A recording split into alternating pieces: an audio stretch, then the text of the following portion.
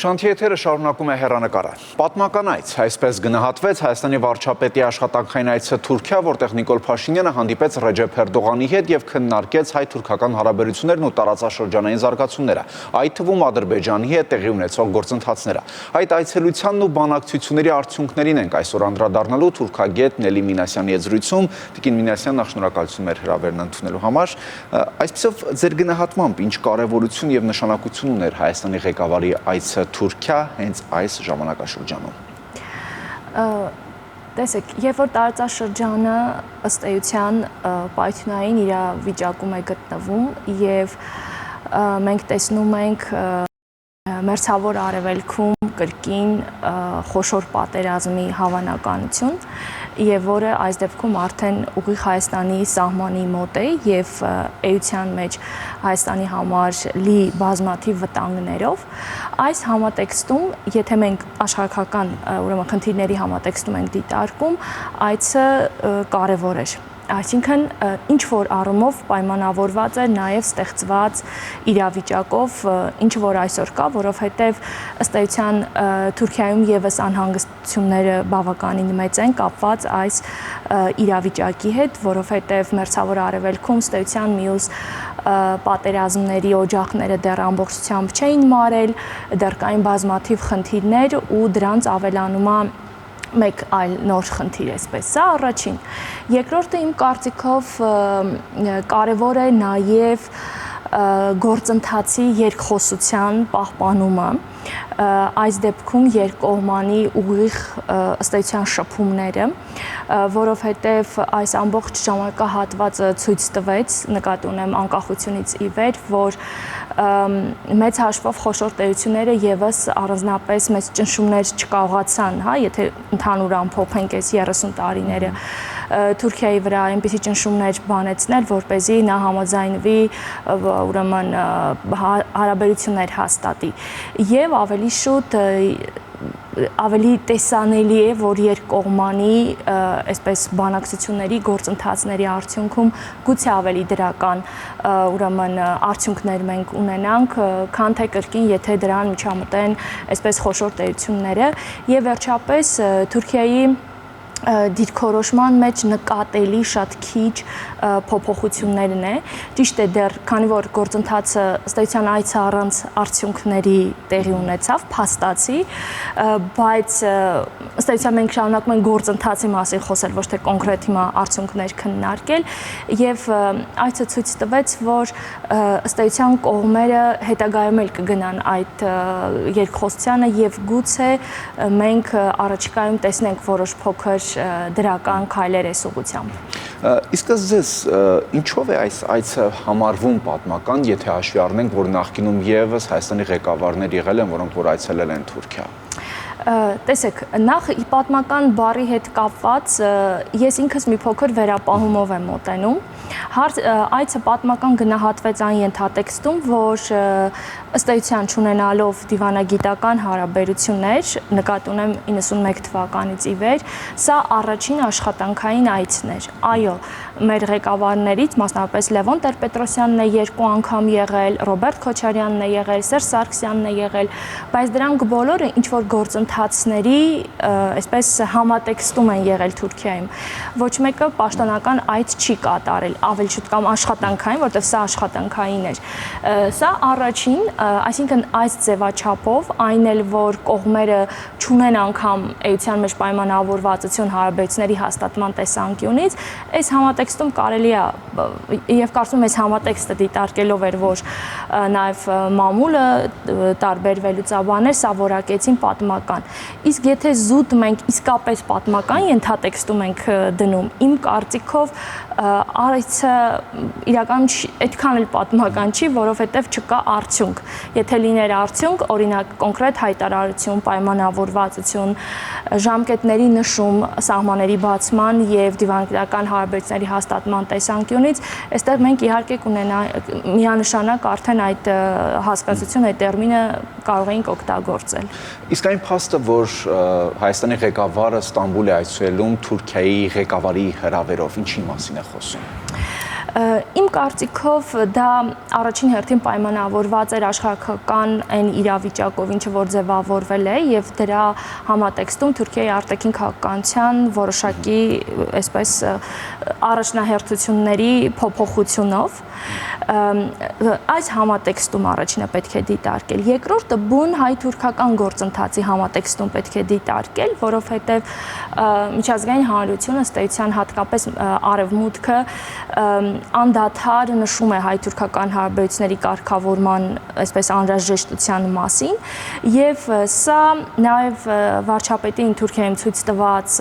ընդունելությունը, որն իսկապես համապատասխանում էր պետության ղեկավարի ուրեմն դիմավորելու բոլոր արարողակարգերին, ուրեմն սա ցույց էր տալիս, որ հայ-թուրքական գործընթաց կա, բայց դեռ հարաբերությունների հաստատման տեսանկյունից ըստ էության այն խորքային քաղաքականությունը, որը Թուրքիան որդեգրել է մեր նկատմամբ դեռ 90-ականների սկզբից, սա պահպանվում է։ Այսինքն իրավիճակի մեջ պետք է մենք սա գնահատենք։ Հետագա քայլերն էլ մեծ հաշվով պայմանավորված կլինեն արդեն այն իրավիճակից, ինչը որ կձևավորվի մեր տարածաշրջանում։ Բանակցություններից հետո տարածված պաշտոնական հաղորդագրությունը բավականին համառոտ էր ու ընդհանրական, թե հայկական կողմի եւ թե թուրքական կողմի տարածած հաղորդագրությունների մասին է խոսքը, ինչով կբացատրեք սա, կողմերին չի հաջողվել որևէ կոնկրետ հարցի շուրջ հասնել համաձայնության, պայմանավորվածություն ձեռք բերել, թեև այն փաստը, որ Էրդողանը Փաշինյանին ուղեկցեց մինչև մեքենայի դուռը, դա նաեւ մեկնաբանվեց այնպես, որ այդ հանդիպումը գոհացրել է Էրդողանին եւս այնքան, որ նա մինչև մեքենայի դուռ ուղեկցեց Փաշինյանին։ Տեսեք, թե հայկական կողմը, հատկապես մամուլը, եւ թե թուրքականը միջև այցը բավականին մեծ այսպես ոգևորությամբ էին դրան վերաբերում, նշելով, որ դա կարող է իսկապես հարաբերությունների կարգավորմանը տանող շատ մեծ քայլ լինել եւ ստեցան հայտարարությունների մասին էր ակնարկվում։ Դա հենց ուզում ասել, այո, եւ նշում էր, որ պետք է անպայման ուրեմն լինեն հայտարարություններ։ Տեսեք, հայտարարությունները եթե լինեին, ուրեմն կոնկրետ խնդիրների շուրջ իրենք պետք է համաձայնության եկած լինեին։ Սա ինձ թույլ է տալիս եզրակացնելու, որ ստեյության վերջնական համաձայնություն կոնկրետ խնդիրների շուրջ ձեռք չեն բերվել, չնայած որ այդպիսի խնդիրները շատ են։ Եվ հետաքրքիր է, որ թուրքական մամուլը շատ գրում էր, որ պայմանավորվածությունը տեղի կունենա սահմանի բացման հետ կապված երրորդ երկրների քաղաքացիների համար եւ ուղիղ բեռնափոխադրումների իրականացման համար, այս երկու կետն էին նշում։ Իմ կարծիքով այս երկու կետը իրենք առանձնապես մեծ այսպես կարևորության խնդիրներ չեն եւ հենց սրանց հետ կապված մենք գուցե տեսնենք առաջիկայում որոշակի այսպես դրական դինամիկա տեղի ունենա այս առումով։ Իսկ ընդհանուր ուրեմն բացակայությունը եւ նաեւ հետաքրքիր է, որ ստեյության թե մեզ մոտ, թե հատկապես թուրքական մամուլում վերլուծական բնույթի հոդվածներ չկան ուղղակի։ Սա եւս ենթադրում է այն մասին, որ ստեյության կան բազմաթիվ խնդիրներ, որոնք որ քննարկվում են ավելի շուտ ակնհայտ է ինչ պետք է տեղի ունենա, բայց քանի որ չկա բուն գործընթաց, այստեղ առանձնապես վերլուծությունների տեղ ուղղակի չի մնում, որտեվ ցանկացած վերլուծություն որ կատարում ենք, նայում ենք, որ սահմանը շարունակում է փակ մնալ եւ որևէ դրական քայլ այս ուղղությամբ մինչեւ այս պահը տեղի չի ունենում։ Այսինքն իմ կարծիքով սա էր հիմնական պատճառը, որ ճիշտ է եղավ մեծ ուրեմն այսպես սպասելիքներ կային, բայց այդպես էլ կոնկրետ հայտարարություն տեղի չունեցավ։ Այստեղ մենք կարող ենք իհարկե քննարկել, թե ինչ գործոններ են ազդել դրանց վրա, եւ այստեղ ես երկու գործոն կնշեմ։ Առաջինը ամենակարևորը, որ ըստ էության Թուրքիան դեռ իր արտաքին քաղաքական կուրսի մեջ շարունակում է նախկին որտեղ գրած քաղաքականությունը Հայաստանի նկատմամբ, այսինքն այստեղ մեծ փոփոխություններ չկան, որտեղ իրականում քաղաքական որոշման խնդիր է, ու սա ենթադրում է, որ Թուրքիայի որդեգրած արտաքին քաղաքական կուրսը պետք է, ռազմավարությունը պետք է ենթարկվի մեր հետ կապված որոշակի փոփոխության, որը որ մենք չենք տեսնում։ Սրանից էլ բխում է նաև երկրորդը, արդեն Ադրբեջանի գործոնի մասին մենք կարող ենք խոսել, որովհետև ժամեր առաջ այցելությունից վարչապետի այցելությունից առաջ այնտեղ Ալիևն էր գտնվում, եւ այստեղ նաև կարևոր է, որ այս ամբողջ աշխարհական իրադրության պայմաններում Հարավային Կովկասը Թուրքիայի համար մղվեց երկրորդական պլան։ Այ նաև Ադրբեջանի դիտանկյունից էի ցանկանում դիտարկել հարցը, որքանով կարող է հիմա տարածաշրջանում Հայաստանի եւ Թուրքիայի շահերը համընկնել, եթե մյուս կողմում կա Ադրբեջանը։ Զուտ տեսականորեն Հայաստանի եւ Թուրքիայի շահերը իհարկե կարող են համընկնել, եւ ես կարծում եմ այս իրավիճակում, ինչ որ հիմա ձևավորվել է, արդեն իսկ նկատելի են որոշակի շահերի համընկնման, այսպես ընդհանրություններ։ Օրինակ, շահերի համընկնումը տարածաշրջանի կայունության հետ կարող է տեղի ունենալ, որտեղ Թուրքիան նույնպես շատ անհանգստացած է տարածաշրջանում տեղ ունեցող լարվածությամբ, եւ այստեղ շատ հետաքրքիր է, որ թուրքական կողմի անհանգստությունները կապված է նաև, որ իրենց երկրի ներսում կարող են տեղի ունենալ որոշակի կրկին խնդիրներ, որտեղ քրդական հարցը չի փակվել առաջին, եւ երկրորդ ավելի մեծ անհանգստությունը այս պահին կապված է փախստականների խնդրի հետ, որը երկու կողմերի համար էլ, եթե իհարկե պատերազմը շարունակվի, լրջագույն խնդիր է ուրեմն լինելու։ Այդվում Թուրքիայի համար հատկապես, որը դեռ Սիրիայից եկած փախստականների խնդիրները ամբողջությամբ չի կարողացել լուծել։ Երկրորդ եւ իմ կարծիքով ամենակարևոր համընկնումը այստեղ կարող է տեղի ունենալ տնտեսական խնդիրների տեսանկյունից, մասնավորապես ճանապարհների, ապաշրջափակման, այս գործընթացների համատեքստում, որովհետեւ եթե մի պահ պատկերացնենք, որ Իրանը ավելի երկարատև ուրեմն պատերազմի մեջ կարող է ներքաշվել եւ կարող են այնտեղ տարբեր գործընթացներ տեղի ունենալ, այս համատեքստում արդեն Հայաստանի ճանապարհները ուղղակի Թուրքիայի համար կենսական նշանակություն ձեռք կբերեն։ Իմ կարծիքով սա ամենակարևոր ու պրագմատիկ հիմքն է, որը որ երկու երկրների շահերը կարող են համընկնել։ Ինչ այլոց նույնը մեր տեսանկյունից, որովհետև էության մեջ մենք նույնպես շատ բարդ իրավիճակում կհայտնվենք, որով առաջին հերթին այս բեռնափոխադրումների, ճանապարհների հետ կապված։ Եվ բացի այդ, եթե մեծ աշխարհատնտեսական ծրագրերի համատեքստով ենք նայում, օրինակ նույն արևմուտքը եւ Թուրքիայի այդ համատեքստում նշած միջին միջանցքը, այստեղ նույնպես Հայաստանի եւ Թուրքիայի շահերը համընկնում են մեծ հաշվով, եթե իհարկե Թուրքիան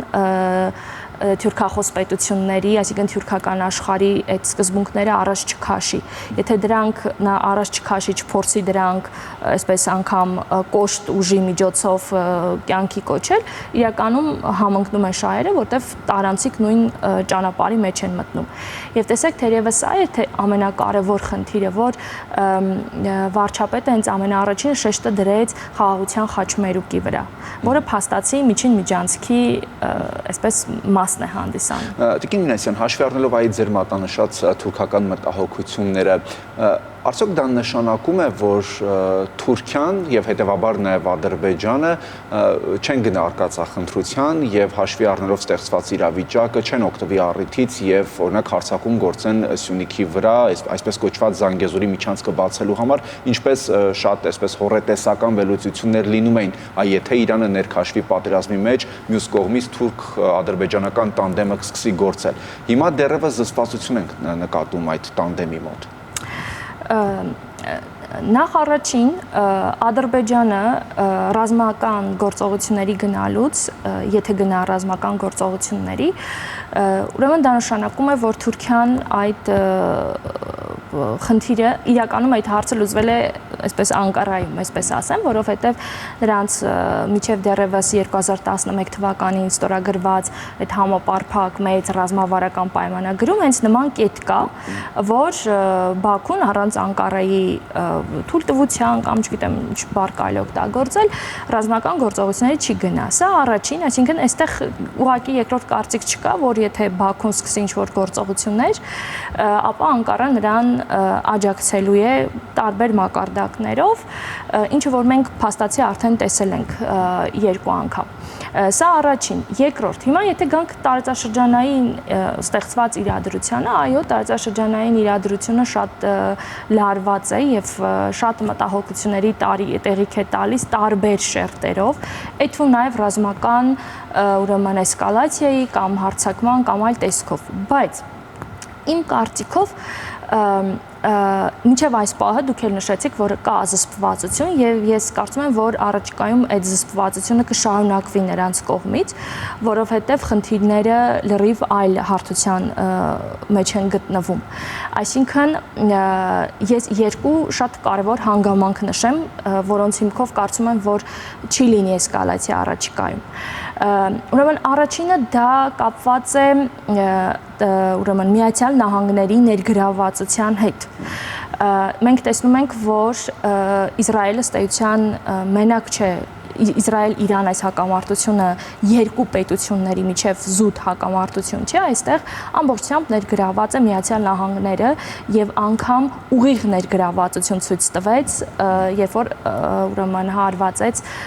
իրանական միջուկային այդ օբյեկտներին։ Այսինքն այստեղ Միացյալ Նահանգների դիրքորոշումը շատ կարևոր է լինելու տարածաշրջանի մյուս հատվածներում հետագա էսկալացիաների հետ կապված։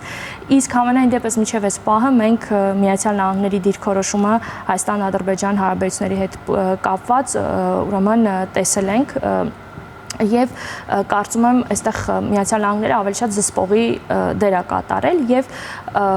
էության մեջ զսպել է անգամ ինչ-որ նախորդ ուրեմն ամիսների ընթացքում Ադրբեջանին նման արկածախնդրությունների գնալուց։ Սա առաջին, երկրորդ, բացի Միացյալ Նահանգներից պետք է նաև ընդհանուր միջազգային իրադրությունը դիտարկել,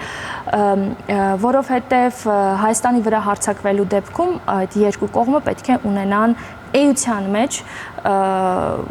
որոշակի կոնսենսուս, ինչպես որ Լեռնային Ղարաբաղի դեպքում էր։ Ես չեմ կարծում, որ նրանք երբևէ նման կոնսենսուս կունենան, որտեղ այստեղ բացի Միացյալ Նահանգներից պետք է դիտարկել նաև Ռուսաստանի շահերը եւ գործողությունները եւ ընդհանրապես այս պայթյունային իրավիճակը եւ այդ մտահոգությունները միայն մեծ չէ, որ վերաբերվում են։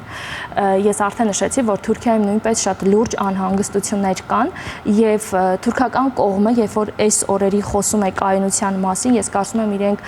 անկեղծ են խոսում այդ մասին, որտեղ տարբեր մակարդակներով ուրեմն եղավ հայտարարություններ, որ Իսրայելի համար հաջորդ թիրախ կարող է լինել Թուրքիան։ Եվ սա բավականին լուրջ դիտարկումներ են, որովհետև ըստ էության Իսրայելը փորձում է այնպիսի իրավիճակ ստեղծել, որպեսզի տարածաշրջանում ոչ մի խոշոր ուժ չմնա, մուսուլմանական պետություն, որը ինչ որ մի երկարատև ժամանակ շրջանում, ռազմավարական այսպես կտրվածքով Իսրայելին կարողանա սպառնալ։ Իսկ եթե Իրանի հետ կապված նրանք կարողանան միջուկային այդ ամբողջ ուրեմն խնդիրները լուծել ռազմական ճանապարհով այս դեպքում, այսինքն տարածաշրջանում որպես խոշոր գործոն կմնա միայն Թուրքիան։ Չեմ կարծում, որ այս դեպքում